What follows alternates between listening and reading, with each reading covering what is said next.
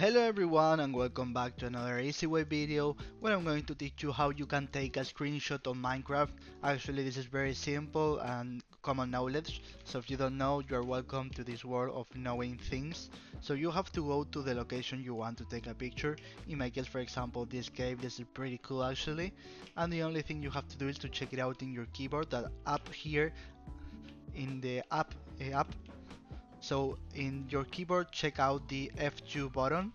So when you press that button, you will take in a screenshot. Okay, so now you will be able to press this button on the screenshot name, and you can check that you have taken a screenshot. Also, you can use texture packs in Minecraft, for example resource packs here, and change the art style, use shaders or whatever, and you will be able to take a screenshot with better quality. So if this video was useful for you, please comment, share, like, subscribe, and press the bell on the subscription button.